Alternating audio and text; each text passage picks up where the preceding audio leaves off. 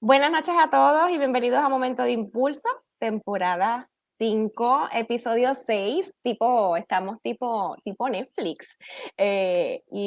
Ahora que estaba recordando que, oye, que Netflix está cogiendo más auge, siempre ha tenido auge, pero ahora con estas series que queremos que los niños no vean, pero que a la misma vez hablan. José David, ahorita empezamos a compartir esas cositas de cultura que uno ve, pero como que no quiere saber. Pero bienvenidos a todos, es miércoles, pues por temas de electricidad, que tenemos ese reto a nivel de país, pues no quisimos empujar la sesión, primero porque es un tema sumamente interesante y quiero que llegue a lo más lejos que pueda llegar, a la audiencia que sea. No hay un nicho específico en momento de impulso. Y por otro lado, tengo un recurso que no puedo exponerlo así porque sí, a la dura, porque realmente es alguien que respeto mucho, admiro mucho y tiene un gran conocimiento y una amplia experiencia como para obligar a hacer solamente una sesión, sino que compartirla y como siempre he dicho, mientras más espontáneo, mejor es. Así que bienvenido José David a mi momento de impulso. Una sesión básicamente de charlar y de compartir esas experiencias que tienes, esas exposiciones a nivel de tantos años. Los años no tienen que ver, sino es la intensidad, siempre he dicho. Pero hace tiempo no nos vemos y me siento bien contenta de poder reconectar contigo. Saludos a tu familia, esperando que todo esté bien.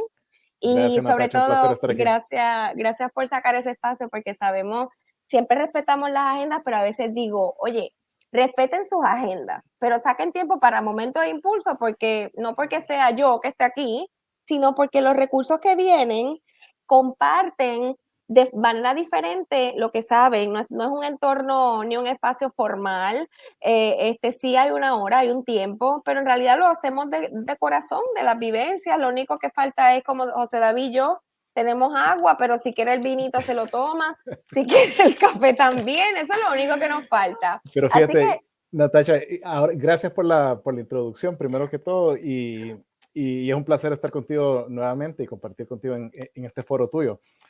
El tema que estamos a punto de abordar es el tema de cultura y el hecho de que estamos recalendarizando esta reunión de un día para otro por motivos de electricidad, etcétera, etcétera. Todo esto también tiene su base cultural, si te pones a pensarlo.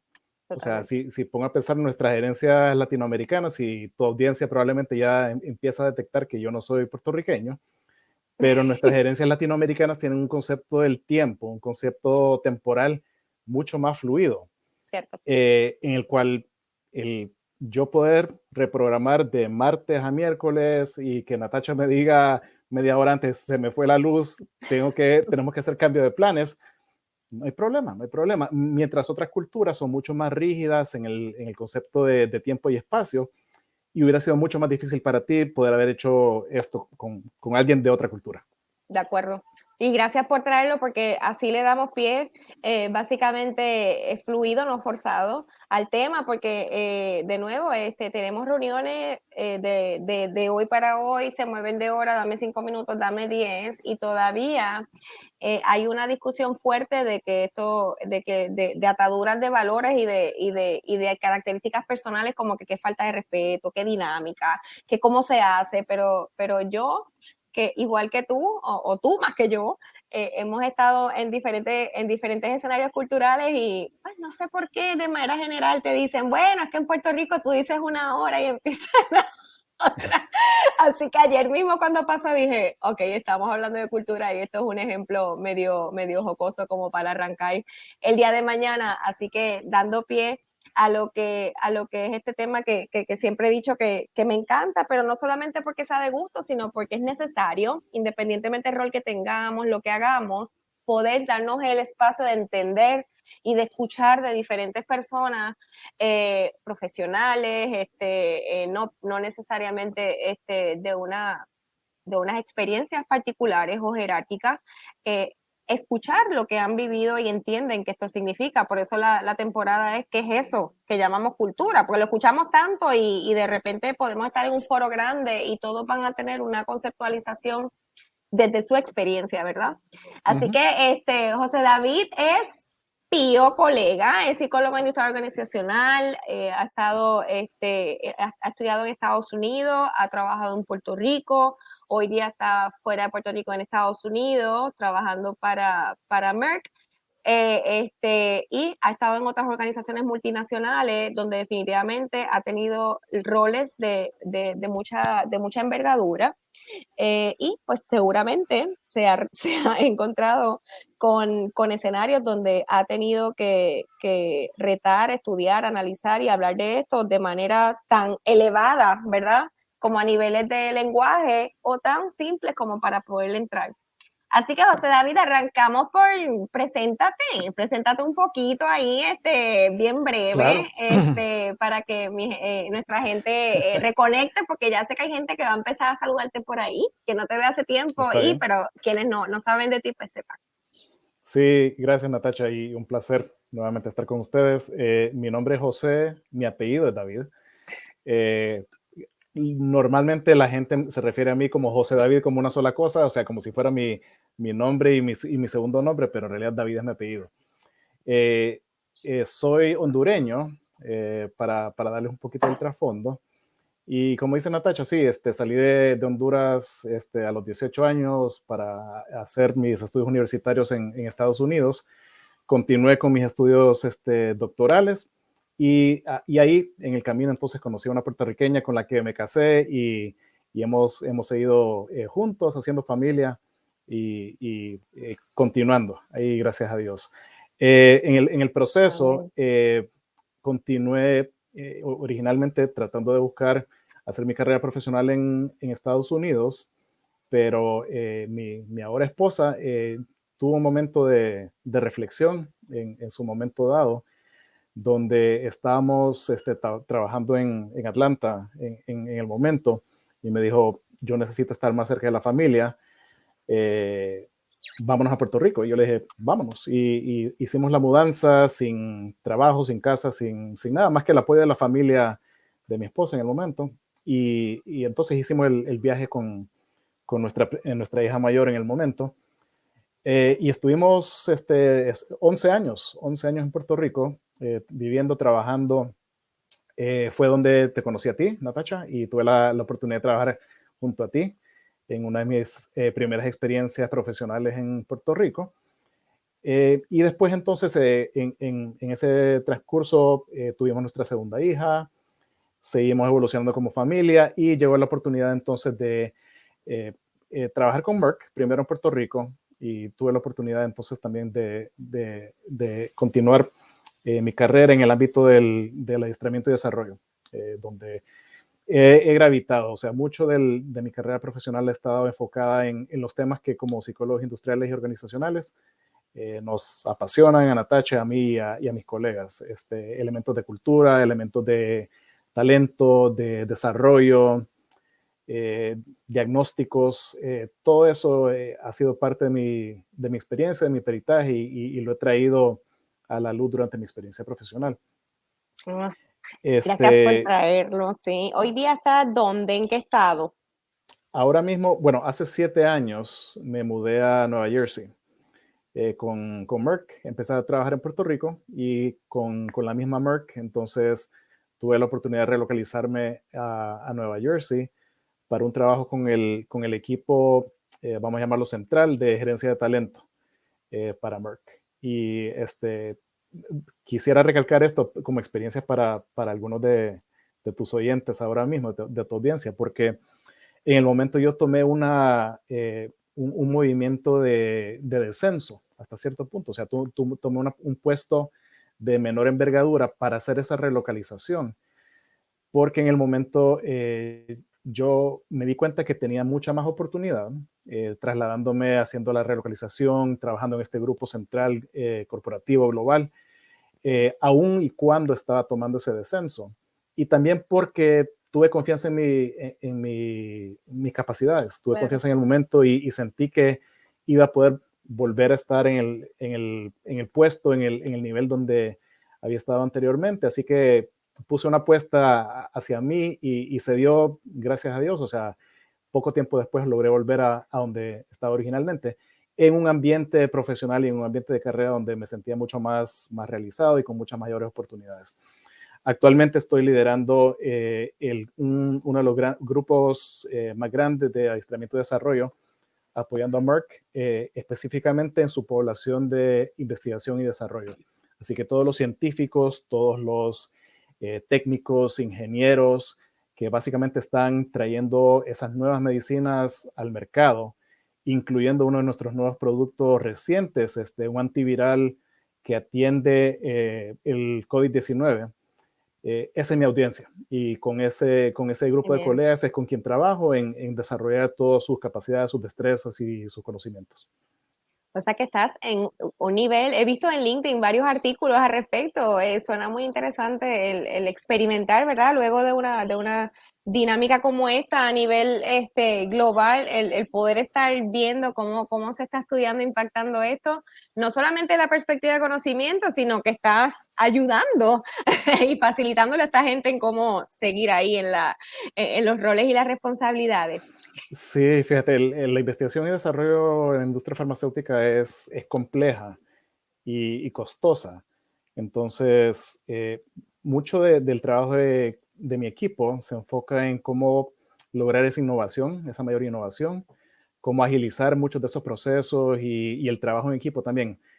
Tenemos mucho enfoque en el desarrollo de los equipos clave que traen esos productos desde los laboratorios de investigación y hacen el proceso de desarrollo clínico, ensayos clínicos, pruebas clínicas, hasta al momento que los lanzamos al mercado. Así que eh, ponemos nuestro granito de arena para contribuir a la salud mundial Qué en bueno. terapias y en enfermedades como el cáncer, el HIV, VIH, el COVID-19 incluso. Una gran satisfacción, ¿no? De muchas maneras. Pues qué bueno escuchar que todo esté bien y de nuevo, qué bueno que la familia esté súper bien, pero con esa introducción definitivamente vemos como a nivel de todas las perspectivas, porque como decía, tú y yo estábamos hablando antes de la sesión, o sea, dividir el tema de cultura desde el tema antropológico sí, antropológico y después organizacional, tú dices que como que separar las dos, yo digo separar las dos para mí como que doesn't make sense, ¿verdad? No hace sentido, pero es importante en el momento de actuar y definir cómo nos vas a compartir, pues tenerlo en perspectiva, porque tú no te Ujú. divides, ¿verdad? Tú te has mudado, pero tú sigues siendo José David, que nos daba trabajo, ¿te acuerdas? David, apellido. Es decir, pues viene con sus raíces hondureñas, ha estado en Puerto Rico, sin embargo, pues tiene sus raíces culturales, se está acoplando a la misma vez, luego te mueves, o sea, todo eso son eventos que independientemente de que estés trabajando en una organización y se espere que esté implementando, diseñando y también evaluando, pues tú eres tú. Así que gracias Ujú. por compartir ese aspecto personal y por la apertura, porque también definitivamente debemos evaluar esos movimientos y ver de qué manera, si queremos estar en la organización, pues que podemos contemplar y sobre todo ese mensajito de impulso de inicio que nos diste, de confiar en esa capacidad y hay veces que hay que arriesgarse. Cuéntame, ¿qué es eso que llamamos cultura cuando tenemos rol específicamente de manejar nuestra gente, evaluar, asegurar que estén en los roles adecuados, llegar al liderato, o sea, en el aspecto organizacional, desde el punto de vista de José David, ¿cómo es ese juego eh, este, de traducción que podemos tener para que la gente entienda que sí, que hay que tener en consideración el contexto cultural de afuera para poder impactar el organizacional y viceversa, porque Sí. independientemente si estás en tu localidad, pues cómo tú lo ves desde tu experiencia y luego entramos en esas estrategias y oportunidades que has tenido de poder impactar las organizaciones desde tu rol. Sí, fíjate, es una pregunta bien difícil la que haces para comenzar, o sea, porque como comenzamos antes de empezar la transmisión, tienes que poder considerar la cultura a nivel antropológico y la cultura a nivel organizacional. Y nosotros como psicólogos industriales organizacionales normalmente hemos gravitado hacia la cultura organizacional y la cultura de Merck versus la cultura de Pfizer o de para dar un ejemplo. Ujú. Pero comencemos entonces con la parte tal vez antropológica, un poquito. Y por lo menos yo uso como referencia mucho de lo que es la investigación de Hofstede, que se enfocaba mucho en lo que son las diferencias interculturales y cómo distintas culturas difieren en distintas dimensiones. Entonces, algunas dimensiones eran si una cultura es más individualista versus más colectivista, si una cultura tenía mucho más enfoque en la jerarquía o menos enfoque en la jerarquía, su enfoque en la tarea o su enfoque en las relaciones. Y probablemente estoy olvidando algunas de las dimensiones. Hay una dimensión sobre tratar de reducir la incertidumbre también. Y estudios posteriores de Hofstede también trajeron un poquito el tema de la orientación a largo plazo también. Entonces, si te pones a analizarlo en términos de algunas de esas dimensiones, empiezas a analizar lo que es tu status quo en la cultura en la que estás operando localmente, porque también esa es la otra perspectiva que tienes que tomar.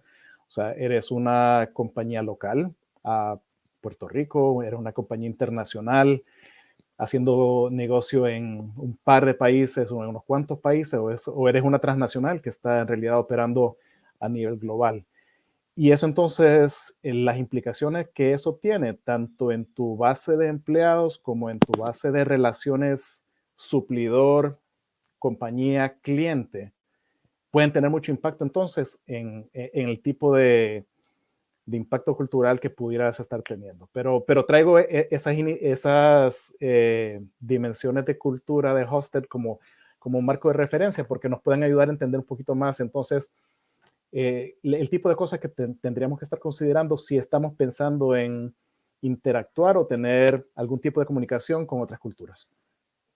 Me encanta. Y es como comparto, o sea, yo tuve la oportunidad pues, de estudiar extranjeros que están en Puerto Rico y una de las cosas que siempre me han retado, me retaron y me siguen retando de Natacha, cómo lo inyectas, cómo explicamos, es que definitivamente hay veces que hay respuestas que están ahí, simplemente a lo mejor no las preguntamos o a lo mejor las damos por sentado, que es como, pero ¿por qué suceden estas cosas, Natacha? Pero ¿por qué? Bueno, simplemente, no simplemente porque hay una respuesta escueta y no puede cambiar, pero partamos de la premisa que es algo cultural y que socialmente afuera lo ven, ¿cómo espera que sea diferente en el trabajo, verdad? Uh -huh. Y a veces es como que, pero ¿cómo va a ser? Bueno, si hay unos comportamientos bien sólidos fuera, que se fomentan a nivel de país y hay unas creencias, unas trayectorias, ¿cómo esperas que se comporten diferente organizacionalmente a menos que haya una cultura bien definida o bien pareada, ¿verdad? Donde no haya un choque tan dramático.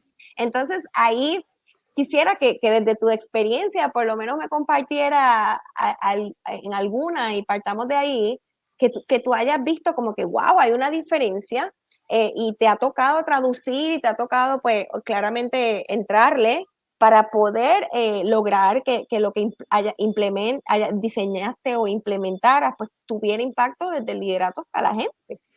Sí. Cuéntame alguna.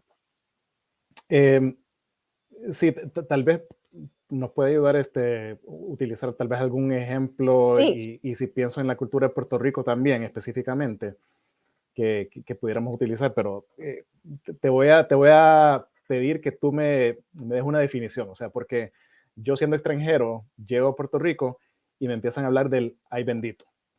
Entonces, Natasha, genial. dime tú qué tú entiendes por el ay bendito.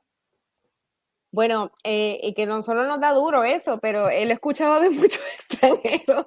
Este, eh, el ay bendito es la mentalidad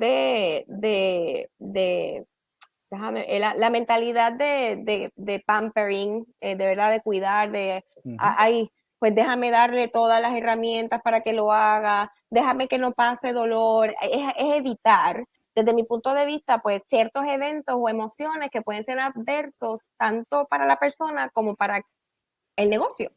Si lo llevamos al ámbito de trabajo, el ay bendito nos los inculcan desde que estamos en la cuna, desde mi punto de vista, y lo que he observado, que soy madre y también lo he visto, también en la academia, de cierta manera, es como que, bueno, es que, pues, es que tiene unas ciertas oportunidades. No, no, no, es lo contrario a inculcar reto o a inculcar el tú puedes, sino es, ay bendito, déjame acomodar el entorno para que Ujú. logres hacerlo. Y por otro lado, yo no voy a hablar de política, pero les comparto desde la perspectiva de Natacha y lo que ha estudiado y ha observado, que hay una dimensión de definición de país que nos lleva a eso. O sea, tenemos ciertos beneficios y ciertas ayudas que cuando vienen los extranjeros, pues dicen, es que el ay bendito está muy inculcado, Ujú. porque si algo nos pasa, pues vamos a tener ayuda. Y eso se pone tan inmerso en nosotros que ya esperamos que cuando hay un desafío o hay una situación difícil, algo va a llegar a salvarnos. Como yo digo, algo va a venir a Ujú. ayudarnos. Así que en ciertas dimensiones se ha alimentado esa mentalidad, pero no solamente mentalidad, que lo llevamos en conducta ya.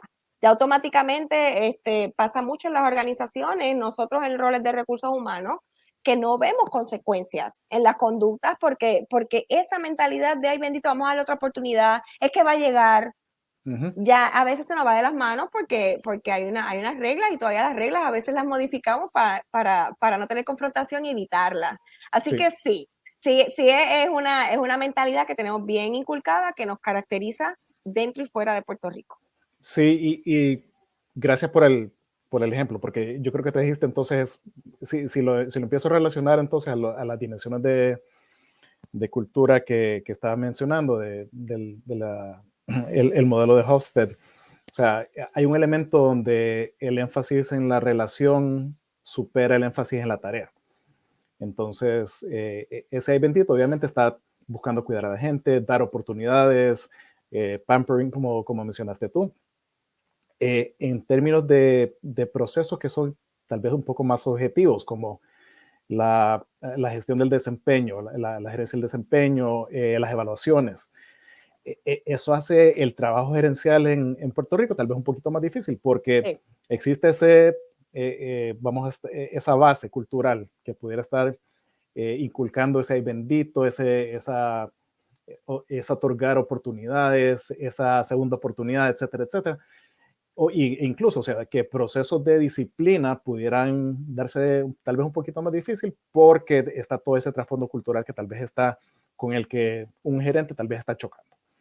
Se puede sí, dar tal vez a nivel más macro, donde elementos de reestructuración, donde tienes que estar evaluando una organización un poco más grande y decidiendo si puedes continuar con toda esa gente o no, y tengas que hacer recortes, por ejemplo, sean aún más difíciles, o sea, sean decisiones mucho más difíciles de tomar, precisamente porque tienes, obviamente, estás pensando en el impacto en la gente y estás tratando de buscar la forma más suave, la forma más llevadera de no tener ese impacto y de tener que llegar a eso como último recurso. Y si me pongo a pensarlo desde la perspectiva de los empleados dentro de la organización, entonces, o sea, esa esperanza al amparo que tú estabas mencionando, yo creo, de que va a sí, llegar la mano salvadora o de ujú, que nos vamos a salvar de esta, después de un evento como esos, o sea, obviamente si llega a ocurrir eh, la eliminación del ay bendito o la eliminación de la mano salvadora, puede llegar a ser bastante fuerte, bastante chocante, entonces para sí. los sobrevivientes que se mantienen dentro de la organización. Así que es una forma, yo creo, de tomar un elemento cultural que existe en Puerto Rico, o sea, puede relacionarlo un poco a lo que es los modelos académicos que existen, pero ya entonces ya empezar a traducirlo en las implicaciones y cómo tenemos que trabajarlo dentro de nuestras organizaciones. Totalmente, y sumándole también que también lo suman, ¿no? Quienes nos visitan y trabajan aquí, dos elementos, como dos puntos. Uno es que existe una mentalidad que se ha traducido en comportamiento, lo que sí hace complejo estos procesos porque nos convertimos como en facilitadores de cómo hacer un proceso que debería fluir más llevadero, cuando en realidad es como es y punto, ¿no?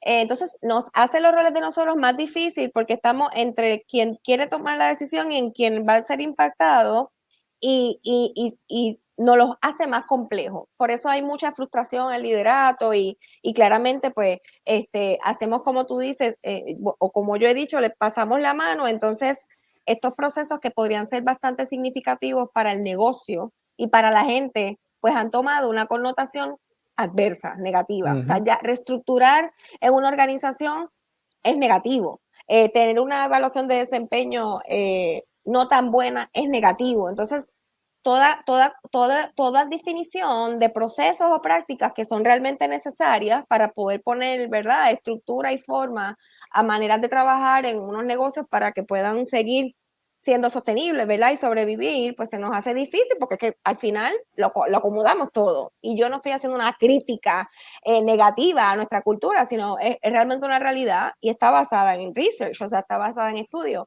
Por otro lado, el punto de anticipación.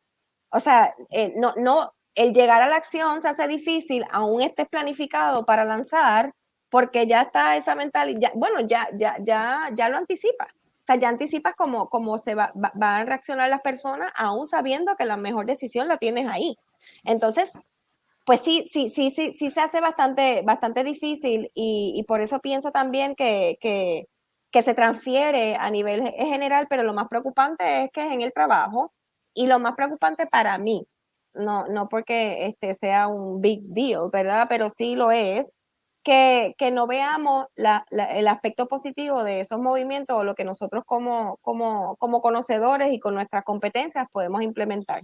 Así que tenemos que ingeniarnos más cuando vienen líderes de afuera, y el punto que yo me refería es que Puerto Rico se ve como un puente de desarrollar líderes extranjeros para moverse a otros países, porque la complejidad cultural, pero súmale también con la legislación laboral, oye, que no nos pueden tocar, no nos pueden tocar, así que el que lidere aquí logre su resultado, haga su reestructura o lo que tú decías, logre que sean potentes nuestros líderes, pues se eleva a otros niveles y puede ir a otro país y lucirse, porque es complejo, no porque es que sea Sí. imposible. Y seamos no llevaderos, pero somos bien sociables. Lo que pasa es que por el lado laboral, pues lo vemos de la misma manera, como que fluimos, pero en realidad sí es complejo. Y si me pongo a pensarlo también como un extranjero que vivió y trabajó en Puerto Rico, en realidad Puerto Rico está en una posición envidiable, ¿no? Porque tiene, yo creo que el contacto directo, el canal directo a Estados Unidos, mediante su relación política con Estados Unidos, pero sigue siendo un país latinoamericano. Con herencias hispanas y demás. Así que, y como tú dices, o sea, es un puente al mundo hasta cierto punto. Así que en realidad es una posición envidiable que de por sí ya le abre bastantes canales culturales a Puerto Rico. Y yo creo que es una ventaja competitiva que yo creo que tiene el puertorriqueño. Nuevamente, o sea, yo como extranjero, viéndolo objetivamente desde afuera, porque he visto tanto talento puertorriqueño disperso por el mundo Sí. también. O sea, en Estados Unidos obviamente conozco mucha gente, pero de igual forma he visto cómo en las compañías donde yo he trabajado se ha exportado puertorriqueño a Europa, a Japón, Asia, Australia, otros países en Latinoamérica. Así que sí, o sea, es una cantidad de talento que debemos continuar cosechando. Y por otro lado, invitar a seguir estudiándolo, cómo podemos seguir elaborando. Oye, José David,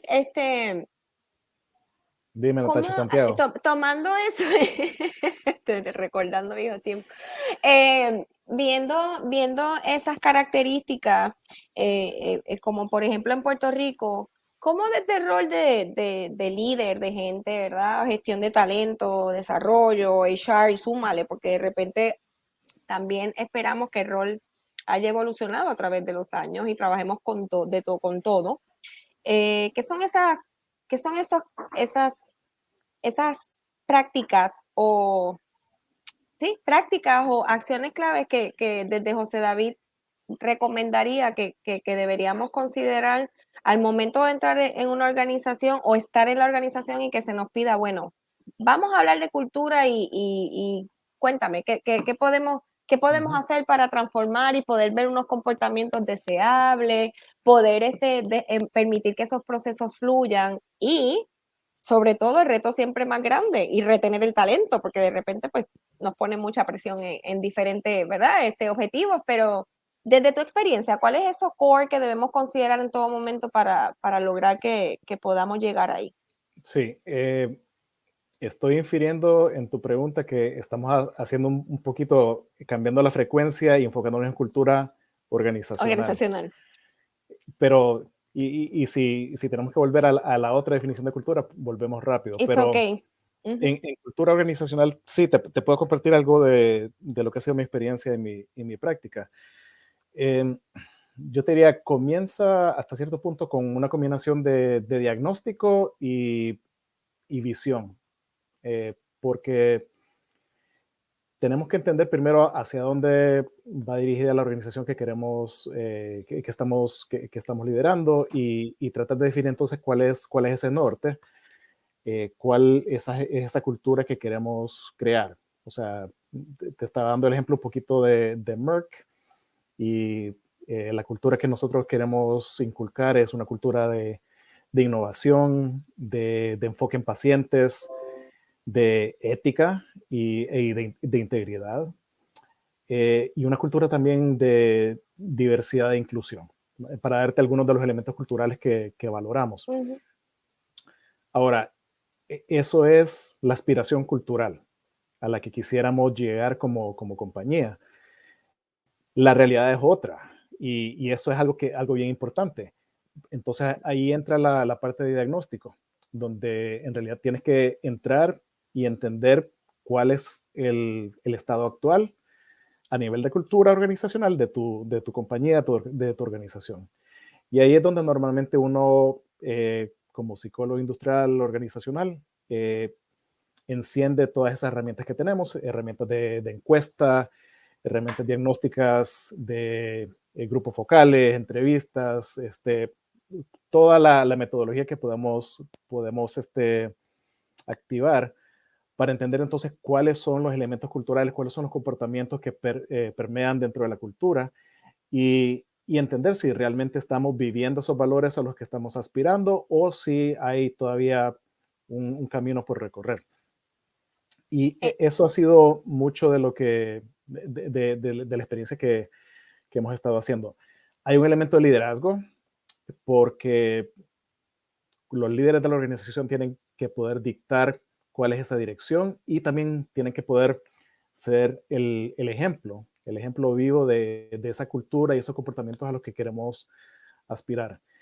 Y hay un elemento también para mí de poder crear agentes de cambio que puedan entonces ser los embajadores de la cultura, porque no puedes depender de solamente los líderes y que porque los líderes dictaron la definición o la dirección de la cultura, que eso ya se va a dar.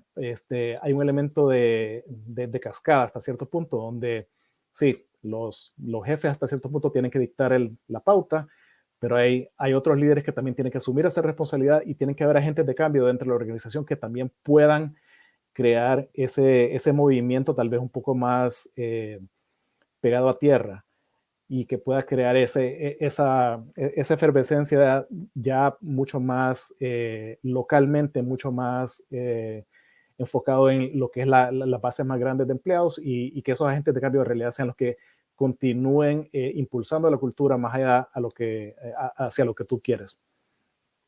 la, según tu perspectiva y experiencia que has estado expuesto, ¿verdad? Diferentes organizaciones, pero dentro de la misma organización también en diferentes sublocalidades o roles. ¿Crees que hemos evolucionado? Si hemos evolucionado en la apertura, en la resistencia de cuando hablamos de este tema, que antes era un poquito, yo no he dicho que sea menos abierto, pero era como que no me toques nada, todavía vamos a definir y que hay más apertura, mayor apertura al diagnóstico, mayor apertura a las herramientas, o ves que, ¿cómo tú lo describirías? ¿Es evolución? ¿Es educación? O sea, ¿es más educación? ¿Cómo? Yo diría que, fíjate, cuando tanto en Puerto Rico como en Estados Unidos, como en otros países en los que he trabajado, cuando vas con datos y cuando vas con hechos, en realidad es bien difícil refutarlos. Eh, Entonces, por lo cual traigo el elemento de diagnóstico como un elemento importante. O sea, si tú puedes administrar una encuesta con una evaluación de los distintos comportamientos a los que quisieras aspirar y tu base de empleados te está contestando, nah, esto no es lo que está pasando, aquí hay demasiada burocracia, aquí los líderes no están viviendo los valores, o sea, y empiezas a recibir toda esa retroalimentación. Hey, no puedes tapar el sol con los una dedos, o mano. sea, con una mano.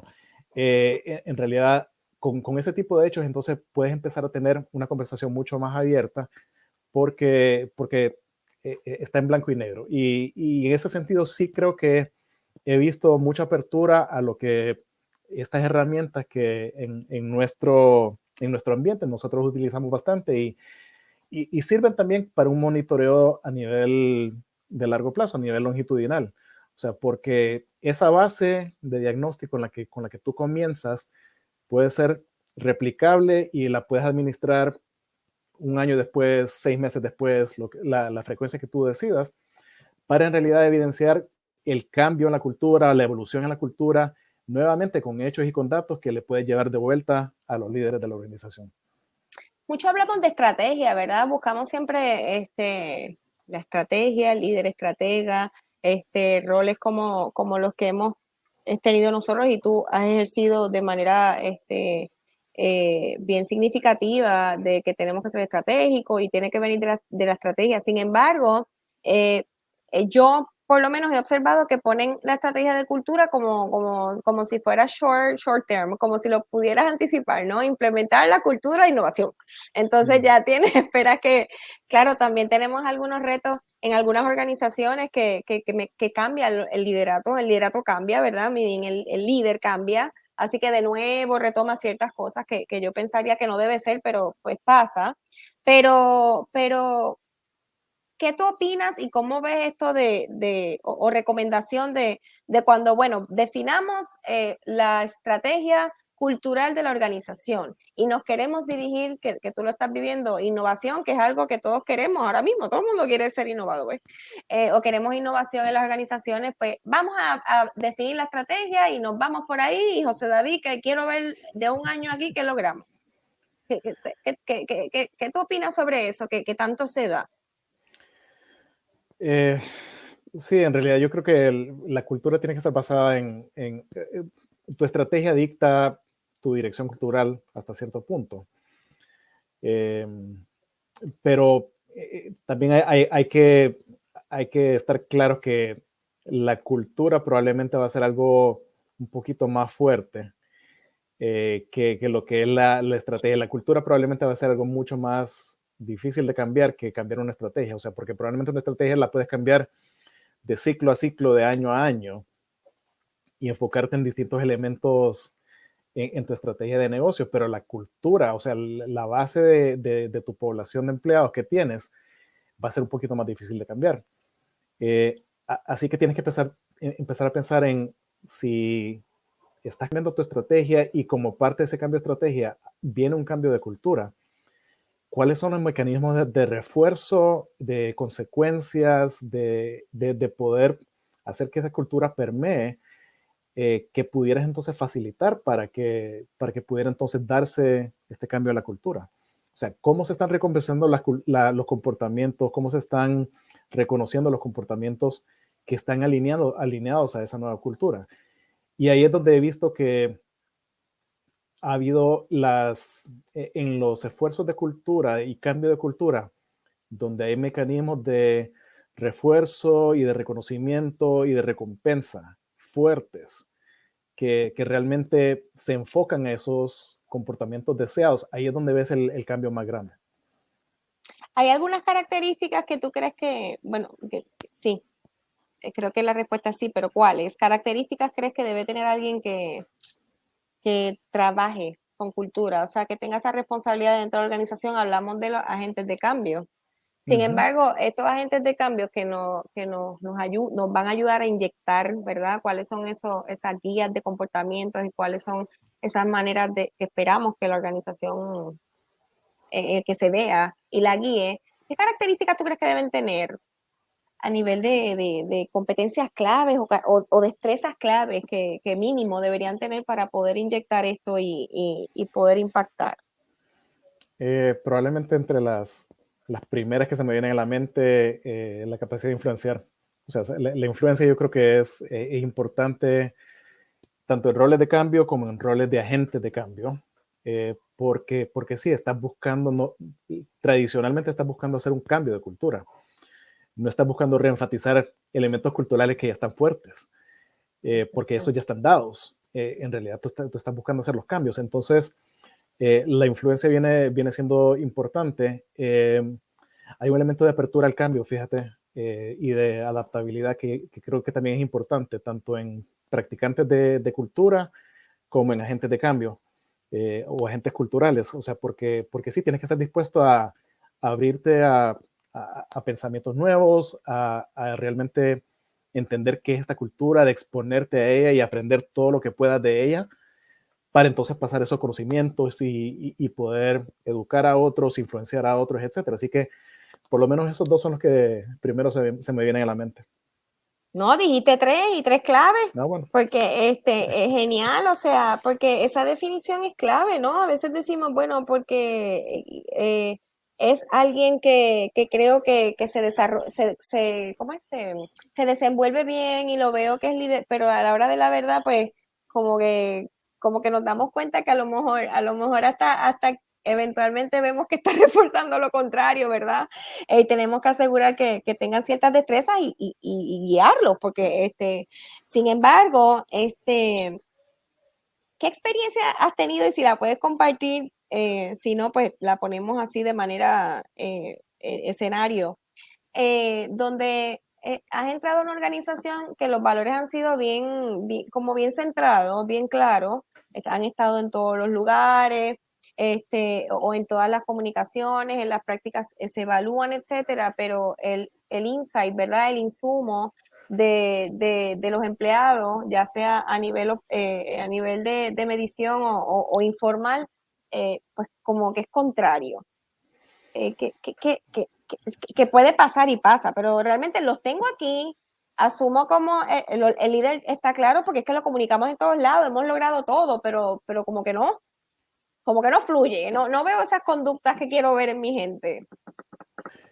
sí, se me viene una experiencia donde estaba trabajando en una organización que estaba buscando inculcar una cultura de servicio. Incluso, o sea, definimos una iniciativa de cultura de servicio y demás, pero por mucho que se estaba enfocando en este elemento de cultura de servicio, eh, el negocio en sí, la estrategia de negocio era anti-servicio. La estrategia de negocio en realidad estaba enfocada en maximizar las ganancias, en venderle productos a la gente, aunque la gente no los quisiera, y en realidad en maximizar tanto las ventas como las ganancias que estaba generando la compañía. Entonces, entre medio, esa experiencia de servicio y servicio al cliente específicamente se estaba perdiendo. Entonces, Wow. te puedo, sí, o sea, fue una experiencia bien chocante porque no, en realidad, esa cultura de servicio que se estaba buscando inculcar estaba completamente hasta cierto punto opuesta a lo que era el modelo de negocio que estaba permeando en esa compañía. Sí, oye, y suena interesante, pero debe ser chocante y frustrante, porque van dirigidas o sea, las direcciones son contrarias y chocantes en el día a día porque hay expectativas de lograrlo. Sin embargo, hablas de innovar, me gustaría tocar ese tema de innovación que tanto escuchamos y muchos piden, ¿no? Bueno, es que queremos innovar, queremos hacer las cosas diferentes, es un valor, una competencia, se ha vuelto algo impresionante que yo he tenido tremendos recursos aquí, muy experimentados, no solamente en el tema estratégico, pero más ejecucional, que dicen, ¿sabes qué? Es que nos piden innovar, pero a la hora de la verdad, la cultura o la manera en que trabajamos como que nos cortan las ideas. De repente Ujú.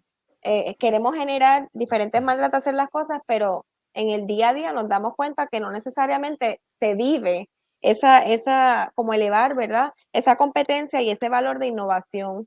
Tú que has estado ahora en esto y es algo que tu organización actual ha estado trabajando, ¿cómo defines innovación a nivel cultural y cómo uno puede lograr inyectar pasito a pasito, o por lo menos en significado, esto que tanto escuchamos, porque hay mucha información, hay mucha promoción, hoy vemos demasiado el concepto y a veces a mí hasta escucharlo me resuena, porque digo, es que mucho lo decimos, pero ¿cuánto lo vemos? ¿Cuánto lo Sí, vemos en comportamiento para decir, somos realmente una cultura de innovación y una organización que asimismo lo apela y lo vive? sí, fíjate, por lo menos la definición de innovación una de las definiciones que a mí me gusta, por lo menos considera tres elementos distintos. Primero, si la idea, si la innovación realmente es novedosa.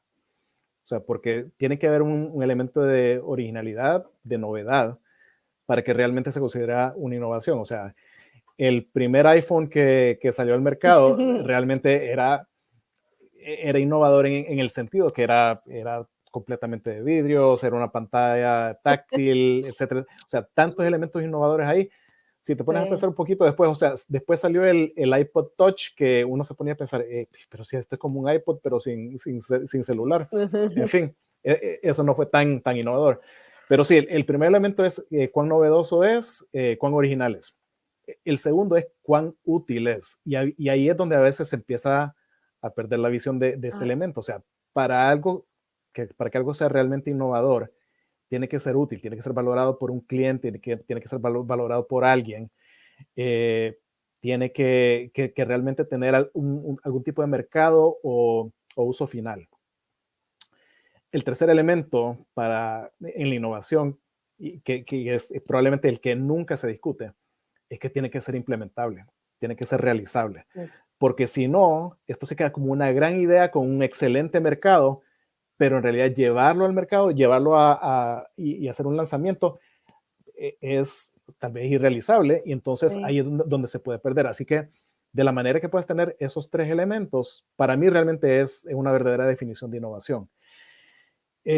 Con mi población específica, mi población de investigadores, de científicos en los laboratorios de investigación y desarrollo de Merck, este es un tema un poquito sensible porque mucha de la innovación que ellos persiguen y a través de los años, eh, a veces nace por esa curiosidad científica, curiosidad intelectual, que no nace de ninguna de las anteriores. O sea, se enfoca mucho en la novedad, en la parte novedosa de descubrir una molécula nueva, descubrir tal vez algún mecanismo de acción biológico que realmente pudiera llevar a nosotros entender el cáncer o el VIH o la enfermedad cardiovascular de una forma distinta.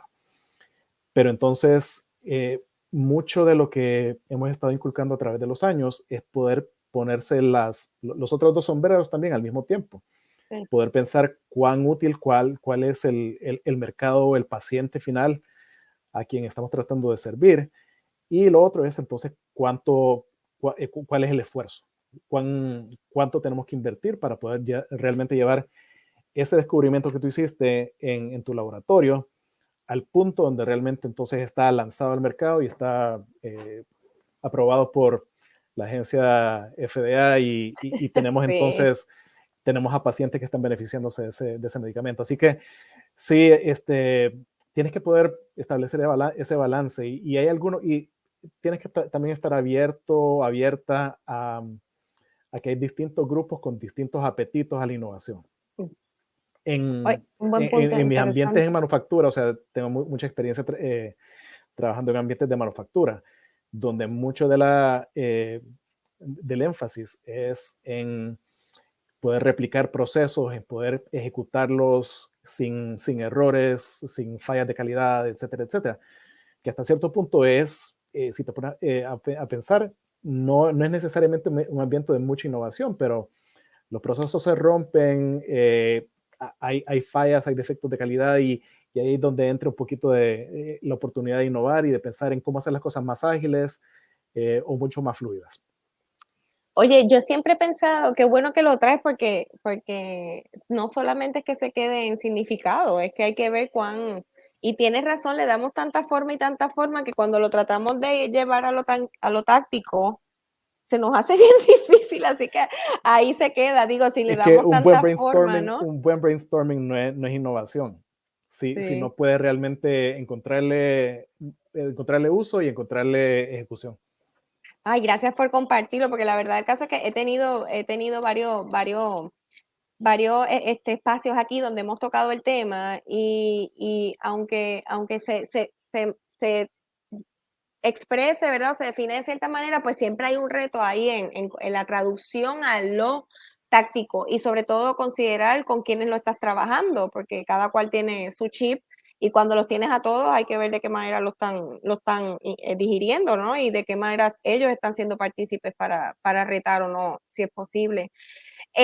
Hablando de esto, estaba pensando mientras te escuchaba con cómo en ocasiones uno se identifica, y esto es bien normal, con unas organizaciones más que en otras, ¿verdad?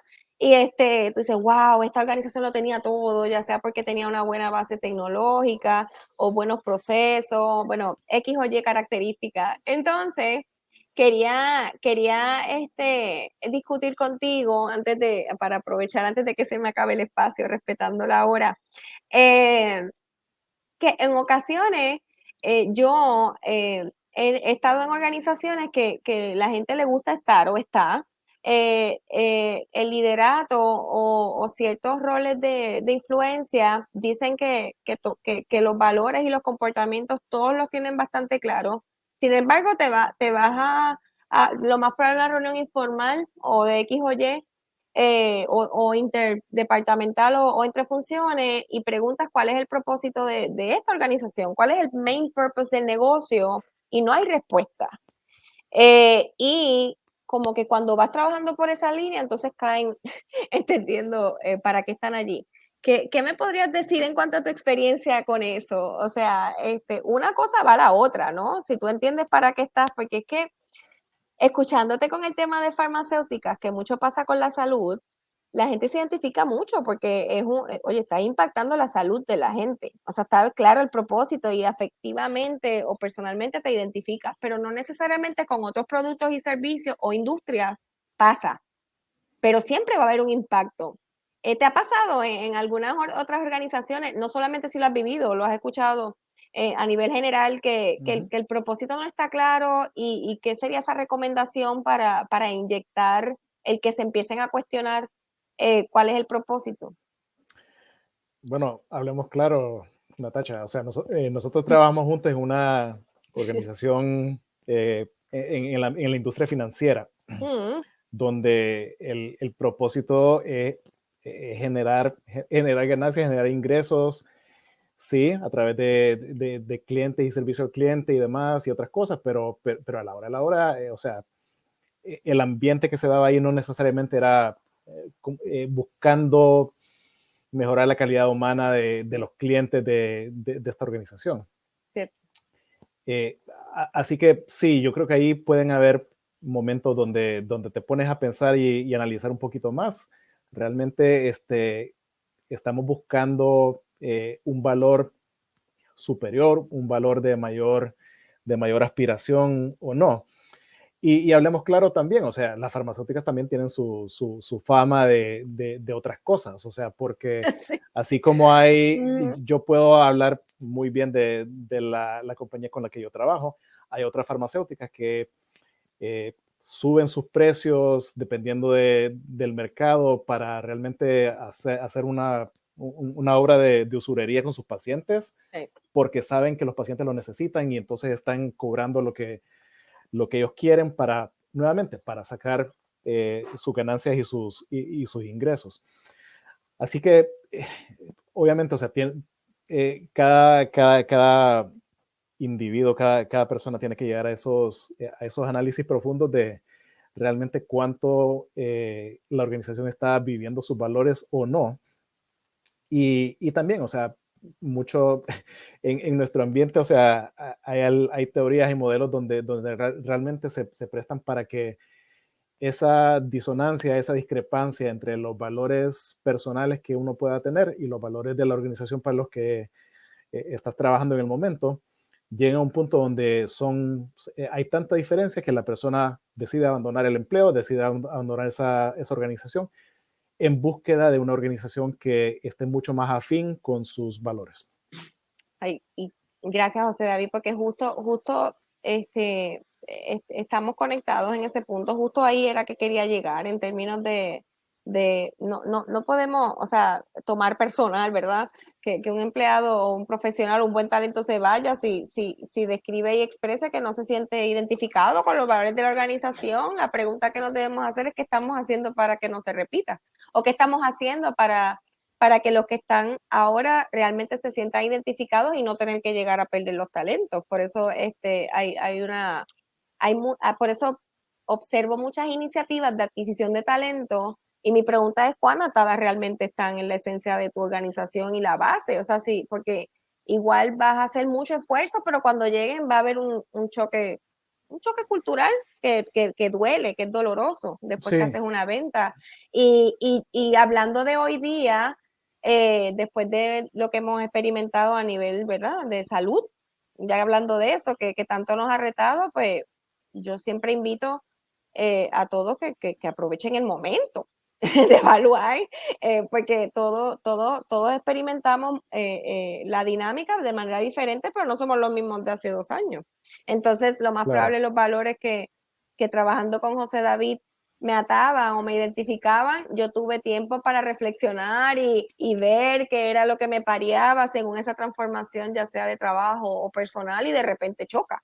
Entonces, Sí, me gusta que hayas mencionado al principio el tema de frecuencia y pues la consistencia, porque hay muchas maneras de hacerlo, pero a veces perdemos esa consistencia y perdemos como el loop, ¿verdad? En el norte de donde estamos en la organización. sí, pero al mismo tiempo, Nat, pongamos las cosas en su justo puesto. Las habichuelas son lo primero y la gente en realidad, o sea, va a buscar trabajo, va a buscar conseguir pagar sus habichuelas a toda costa, o sea, incluso, o sea, al punto donde puedas estar en una organización donde no estás completamente afín con sus valores, porque en realidad es lo que te mantener la electricidad corriendo en Exacto. tu casa, poner a tus hijos en la escuela, etcétera, etcétera. Así que yo creo que a medida que esas necesidades van satisfaciéndose y va llegando entonces tal vez a otras esferas o a otro nivel, incluso con muchos de las generaciones más jóvenes. Fíjate, se está viendo un poquito del cambio en la investigación que estoy leyendo últimamente, donde ellos están orientándose más hacia esos valores y a esas culturas afines como esa primera instancia. No necesariamente, tal vez, eso de poder satisfacer las necesidades básicas Ujú. de capital, de dinero, de salario, etcétera, sino que realmente quieren ir a un sitio donde puedan ejercer su talento, cumplir con sus aspiraciones, poder realmente tener un propósito más allá de lo que ellos pueden ofrecer. O sea, si me pongo a pensar en mi compañía, estamos atendiendo la salud global, la salud de pacientes a nivel global. Ese es un propósito, una misión realmente envidiable. Entonces, eso por lo menos estamos experimentando que nos está ayudando a atraer talento que normalmente no consideraría la industria farmacéutica, porque están poniendo a reflexionar que estamos incursionando en las terapias para el COVID-19, atendiendo una pandemia mundial. O sea, estamos buscando formas de atender un mal global Ujú. y entonces está reflexionando, wow, mira, o sea, Merck en realidad está haciendo algo al respecto, déjame ver qué tienen para mí. Exacto. Y de igual forma, o sea, ves industrias que se están metiendo en la energía renovable, en en temas humanitarios, y ese tipo de organizaciones están teniendo su propio mérito, y como están llegando a unos fines tal vez un poquito más elevados, están obteniendo talento que normalmente otras industrias, otras compañías tal vez no podrían conseguir. No podrían llegar. Oye, tengo aquí una pregunta que me da muchísimo gusto poderla leer, porque viene de Luis Martínez Cidrón, Luis Alberto. Hola Luis, ¿cómo estás? Qué bueno. Y José David, más que contento de poderte saludar aquí. Doctor, Y ¿cómo estás? pregunta el colega, ¿dirías que en este tema existe un time frame de innovación para las empresas?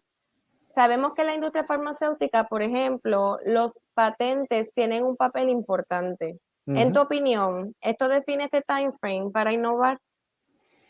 Definitivo. Sí, pero en parte yo creo que,